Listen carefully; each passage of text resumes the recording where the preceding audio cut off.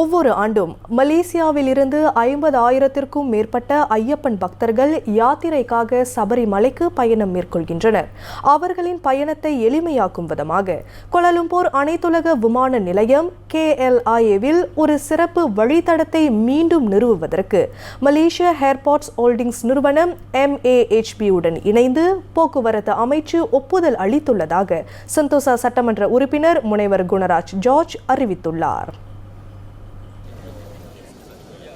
விமான நிலையத்தில் மேற்கொள்ள வேண்டிய செயல்முறைகளை விரைவாக முடிப்பதற்கு இந்த சிறப்பு வழித்தடம் ஐயப்ப பக்தர்களுக்கு வசதியாக இருக்கும் என்று குணராஜ் ஜார்ஜ் கூறினார்.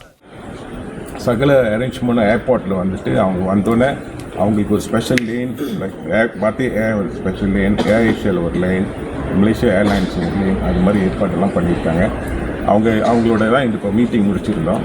அவங்களும் சொல்லியிருந்தாங்க, போன வருஷத்தோட எக்ஸ்பீரியன்ஸை சொல்லியிருந்தாங்க, என்னென்ன செய்யலாம் என்னென்ன அது மாதிரி அந்த தலைவர்கிட்டும் சொல்லியிருக்காங்க. அவர் வந்துட்டு அவங்க மெம்பர்ஸ்க்கும் கொஞ்சம் அட்வைஸ் பண்ணாங்க என்ன எப்படி செய்கிறதுன்னு. ஏன்னா வந்துட்டு இது ஒரு பொது இடம் டெர்மினலில், அப்போ ரொம்ப பேர் வருவாங்க. அப்போ ஒரு ஸ்பெஷல் கவுண்டர் வச்சா எல்லாத்துக்கும் வசதியாக இருக்கும். கடந்த ஆண்டும் போக்குவரத்து அமைச்சு சிறப்பு வழித்தடத்தை ஏற்பாடு செய்து தந்தது.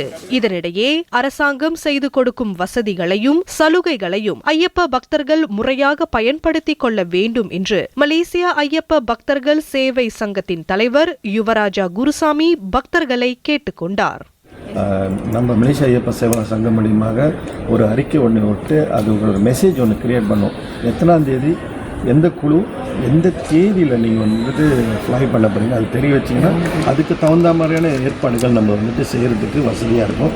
இதில் இந்த இடத்துல வந்துட்டு என்னன்னு கேட்டிங்கன்னா எல்லாத்தோட ஒத்துழைப்பும்.